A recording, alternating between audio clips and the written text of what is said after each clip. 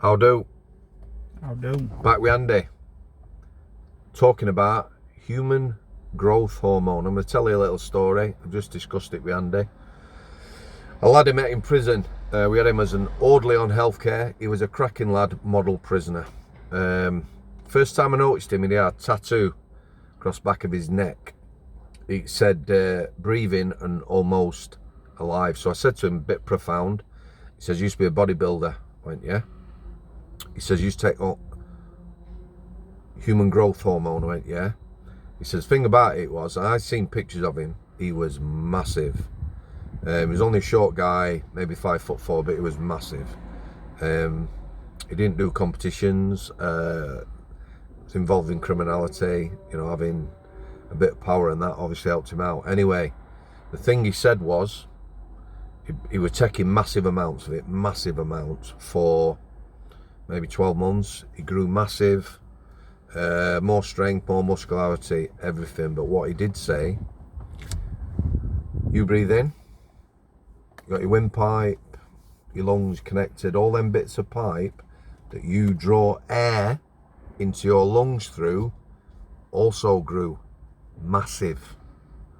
When they grew massive, they lost all the strength, you know, the cartilage, the muscle, and then when he breathed in, they would collapse. Like that. Like breathing in and out of a balloon. And as he breathed in and they collapsed, he couldn't get any air into his lungs. So he had difficulty breathing. That's because he was on shitloads of human growth hormone. And if you hadn't seen him, got knowledge, scientific, the lot. I tried to control him, keep the words small. But he knows what he's talking about. Andy, human growth hormone, mate. Away you go. Right, so human growth hormone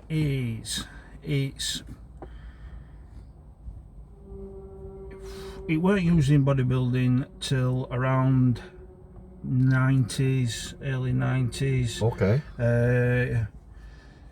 It weren't synthesized, so initially, so in 90s, previous to that, bodybuilders would just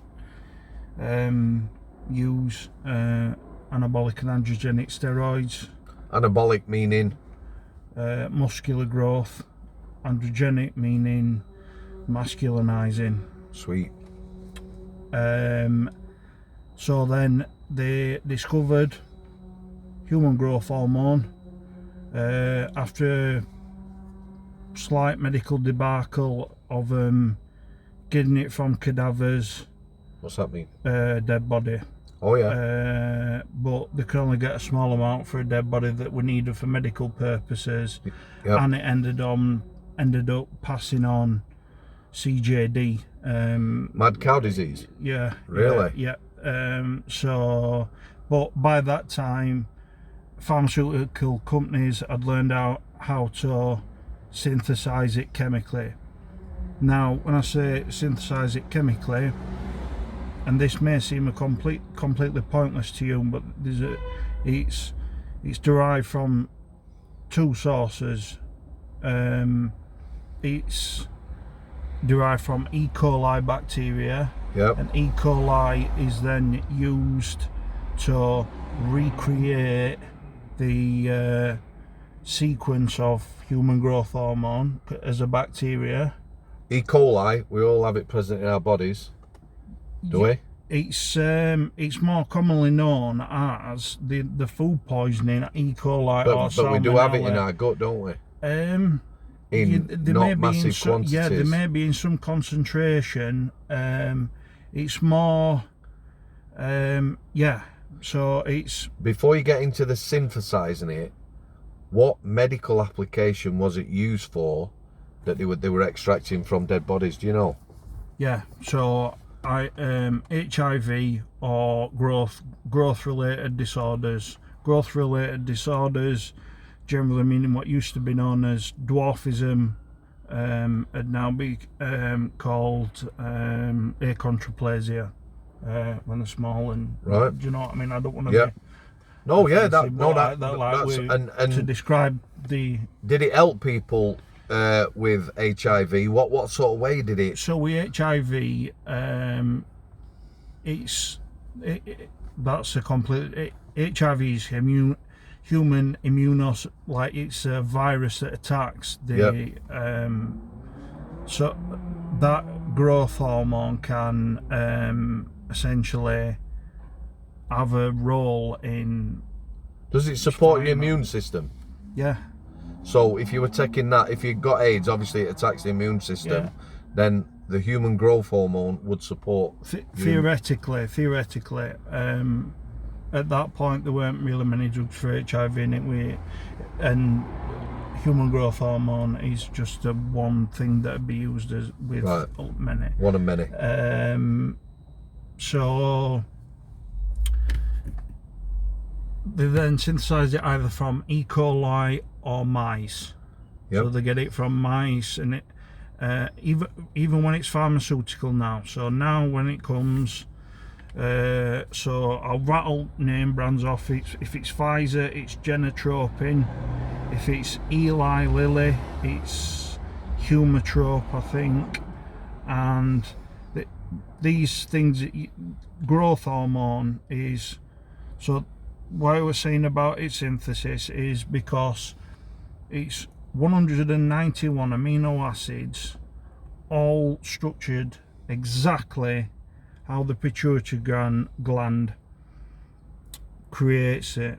So this is such a delicate. There's a pituitary gland then, which is in your brain, isn't it? Yeah. Does that have some control over your body's growth? Yeah. So that releases a small amount of growth hormone. Yeah. Typically in REM sleep and things like that. Right. Rapid eye movement into your deep sleep. Yeah. You can now get growth hormone releasing peptides, which tell your pituitary to release the growth hormone that it's got contained within it, without actually having to put additional growth hormone in. But that's a different. So was all this developed, synthesized for medical purposes to help people? Yeah. Right. Okay. Yeah. So how did someone crack on that? So what they realised is that it were called growth hormone. Now that is a deceptive. It's very, very deceptive. It's growth hormone in the sense that it will grow a child's structure and what have you. In an adult, human growth hormone is, so like I was saying, it's really delicate, and you need to know, like pharmaceutically, you're going to be spending a lot of money indefinitely. So if you're a bodybuilder or whatever, then it don't matter. But when people say, oh, I want to do a course, in proper quantities, you know, whatever that may be, would that help somebody like a bodybuilder, an athlete, go that bit further? Yeah, in combination with other things. So generally, so it's measured in international units. Yep. So if we say 1 to 2 IU would give, you'd notice benefits in like nails, hair growth. What, strengthening your nails or growing more? No, both. Right. You'd notice better sleep, a little bit of fat loss, little higher dose, 4 to 6 IU. Especially if it's quality, you might see a little leaning out.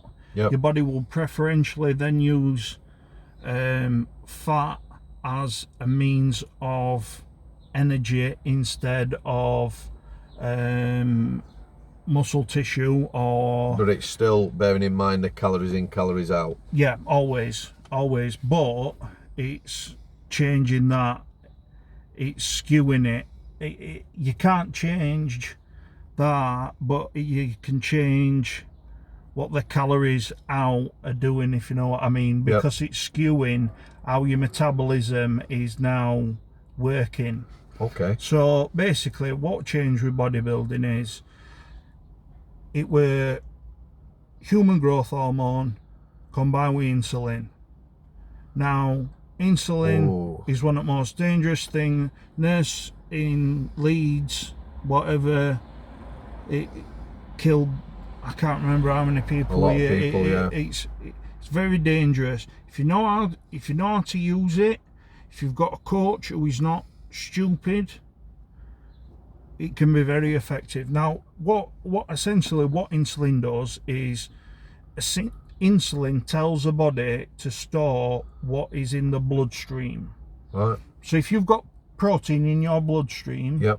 and you have insulin, it then says store those amino acids.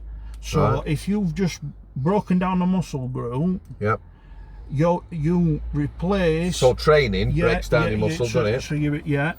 and then you train, and then you'd drink protein, whatever, and keep replacing amino acids. Yeah. Then insulin, not that I'm recommending by any means, people need to understand how it works. So again, it's about choices, isn't it? Yeah. Then insulin drives protein Into your muscles. To grow.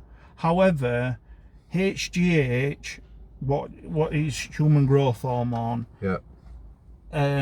Basically, when you're a fully grown person, it should be referred to, and this is not me being pedantic, as somatropin. And I say that because it's not really got an awful lot of growth left in it. It's not got its capacity as a growth agent as In an gone adult. in your youth. Yeah. Your youth has gone, and that growth capacity of it has gone with it. Unless then you combine it with insulin. Yeah. Then insulin. So then insulin combined with human growth hormone in reasonable doses, then in the liver combines to something else called IGF. Now, they realize this in medicine. Now they prescribe IGF to people with growth disorders. Okay. So they've skipped it out. They've skipped out the human growth hormone, making IGF and whatever. Do they synthesize the IGF? Yeah, but it's like most bodybuilders, it's very hard to get. Very, very hard to get. I've only known of one bodybuilder or a few, and it's just the money is.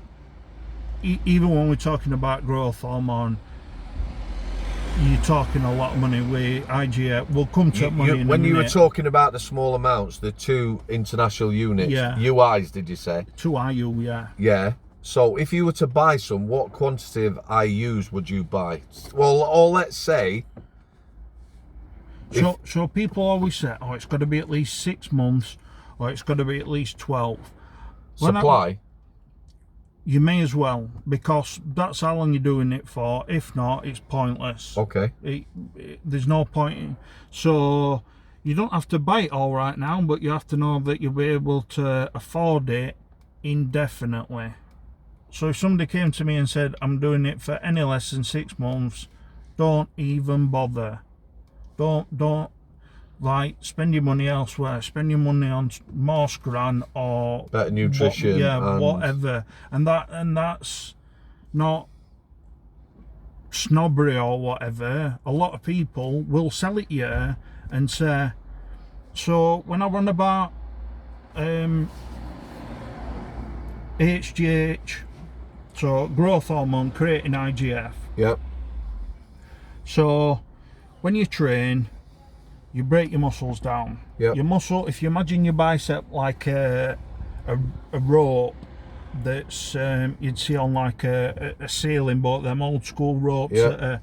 So you imagine every time you train it, it tears them fibres down. Yep. And every time you rest and recover, it builds them fibres bigger. Yep. Now, what IGF does over a very long period of time, I would say 12 months, literally to 5 years, Yep. it then puts extra spindles within So, that like, rope. So right. it's increasing your genetic potential even further. Right, okay. So let's say you're breaking it down, and then that recovery is occurring either naturally or even increased with steroids. So in simple terms, like me, you know, I'd have, there's a limit in there to my genetics. So once I get to a certain size, so what that IGF doing is giving me a genetic boost, and giving me more fibers for me to rip down and then rebuild and get bigger. Yeah, exactly. So so you've got hypertrophy, which is muscle building, the hyper of the trophic of building, and then you've got I've just thought the word, and then you've got hyperplasia, which is putting in the extra spindles with IGF. Now, to get effective IGF levels in your body, we're talking most regionally UK level competitors would use, some of them I know would use 15 IU a day. Now, if you were to buy that pharmaceutically at a reasonable price, that would cost you a 32 IU pen. It'd be... Do you inject it? Yeah, you have to. Would be 180 quid. So you're doing 180 quid every other day. Jesus. Indefinitely. Don't, like, come to me and say, you can't start off on that. This is the mantra in bodybuilding, and this is why that lad, because when if someone comes to you for coaching or whatever, you make sure that they've got nutrition, all that in place and whatever, and then if they choose to use anabolics and everything like that, then when it comes down to growth hormone, the question is, how much can you afford? Use as much as you can afford, and I'm not giving that advice, but that is a mantra that is repeated over and over, because that is the ceiling that will be reached before you get to 6 IU, let's say. Before you get to a good muscle building dose, you've run out of money already. You've spent your wage packet. And is it something that you build up? You don't take a big quantity. Is it something that, is it like an antidepressant where they build you up, and then if you come off it, you have to sort of come down? Or could somebody just go in with big levels and... It's all anecdotal, because they can't... Theoretically, a lot of bodybuilders now are, because there's a big difference between, and when I say dosage, I mean dosage of every single drug involved. The dosage that has been used to get that physique is different from what the dosage they are now taking to maintain that physique. So would you need more to maintain it? No, you might need less. So obviously over time it's going to decline. But they might come and say, right now I'm just on... How rude was he?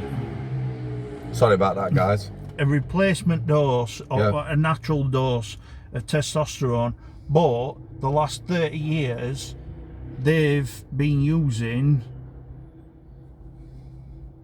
180 quid of growth hormone every other day consistently without fail. Like Dorian Yates said, probably about that dose, he never had a single meal out of place, not a glass of wine, not half an hour to bed late for 12 years. Lived like a monk. And he would have done that sort when to it's get at the top. But that is it when it's at the top, and that's when you're spending that sort of money. Right, so and that's when it's worth it. This is out of interest, and I've got some questions. So if two people set out, same age and everything else, one has the better genetics, follow the same route, at any point will the guy who doesn't have the good genetics get to his standard? See, now this is a very interesting point, this, because I'm not going to go off, don't worry. But you now can have, and you can do it online, and I did it about 6 months, a year ago, and you can have your genome sequenced. And what that means is basically you spit in a bottle, send it off, and they sequence your entire genome, which is, so that is 61,000 genes, and it will tell you how every single gene is expressed. So then you can do research on, let's say, for example, certain drugs are metabolized in the liver in a certain way, and pass through the body quicker. Well, you can now look at your genes and see that up to a year ago it would have been who knows. Now there's the question of, well, now you can look at your genome. So is that showing you your, in someone young, would that be showing you your potential? People are charging for that service, like a couple of £1,000. Come to me and I'll say, is it worth you wasting, like... So may it, in effect, I mean, it might not, but what I'm going to say is, so if you were bodybuilding, might it say, well, that selection of drugs there is not going to do anything for you. However, I know what you're going to say. However, or is it not that scientific? No. Ironically, it is that scientific if you can match that science with application. So it will give you the answers. You've just got to have the capacity to read them accurately enough. So, but again, it's more complicated than that. So they used to, one of the first steroid gurus called Dan Duchesne wrote the first underground steroid handbook. I wouldn't really recommend some of his advice. He really were, shall we say, out there. He were really an all or nothing geezer. He would go through old journals and work out some crazy stuff. Anyway, he was saying about what were genes, and what were we saying before that? I've just slipped then. I don't know, he lost me. I were interested then. Before him, you're just saying about, genes, scientific, specific. So he came out with the idea of receptor mapping, and that idea was, and this is essentially what some coaches or any science-based person would do now, is use something and see how it works. Small amount, moderation, logbook. This is how it made me feel. This is what it did to my body weight. This is what it did to my body fat. Changing variables slightly so you can map out what's happening. If you put too much into it at once, they used to call it shotgunning. Or in pharmaceuticals they call it polypharmacy. So in mental health, if you drop meds, 4, 5, 6 meds on someone at once, that is a fantastic example. Polypharmacy, they've no idea. Then they move to a different psych, and they're pulling them off one med, and then they're losing. That one med is the one that's been holding them together, or they could. So the polypharmacy is you don't know which variable's working then. So you always need to know that. A good example would be my friend who's been on 3 different antidepressants in 3 months. Because I don't think this is working, after 2 weeks the doctor changed it. That's not really long. It's a similar thing, innit? It's not long enough. So what you're saying is, like your antipsychotics and things, you need to get somebody on, observe them. In fact, the best way to describe this, a lot of the people I've come across who are mentally unwell, and have been for a long time, they knew what worked for them. I'm going to put you on, could type in, don't do that, leave me on my olanzapine. My olanzapine allows me They to. don't like to hear that, and and that's what's the most frustrating thing, when you're sitting there just saying, listen, I can tell you why, go and look at my records from September 2014, Yeah. and I'll tell you exactly what it said, what I took, and how it did whatever, and they'll say, no, we'll give it another try. And you're saying, I know it's not, and so Very good point. They don't like to, and it's not about one-upmanship when it's your mental health. No, of course it isn't. But it is to them. It's someone saying you want to take what makes you feel well and gives you the best chance at having a quality of life. yeah, and you're not saying, I want to be put on Hormone. Yeah. You're not saying, here, tap me up, man.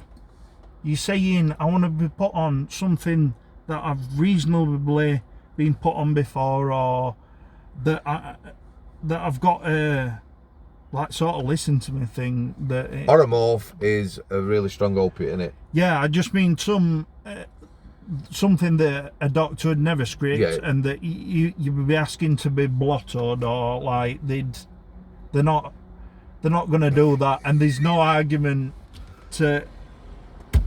If someone's sitting in front of them saying that, I can see why a doctor's going to say no. But if you've got a perfectly reasonable argument, which I personally have had many a time, they do not want to. Save this. As a little signing off, right? Andy has his own mental health issues. His knowledge of drugs is such that, you know, he wants to know what he's taking, what's going on in the world, and that he has that sort of. If you're not well, you want to know possibly what can make you well. You want to know how things are going to affect you, side effects and the like. Human growth hormone, found that really interesting. We're going to leave it at that. So let me just tell you now, guys. By the time you've seen this, you've had a video on SSRIs, antidepressants. You've had one on steroids. You've had one on performance-enhancing drugs. And this is on human growth hormone. Questions, you know, stick them in the comments. We'll come back and we'll do a big question and answer on them all. If there's enough questions, we might break it into two. But for me, super interesting. Thanks, Andy. More than welcome. Thank you, guys. Anything else? No, any questions, drop them down. Yeah, I'm more than happy to Definitely answer any questions, or if people have anything that they're we're on it. that do it. Yeah, Thanks for coming. definitely. I'll see you.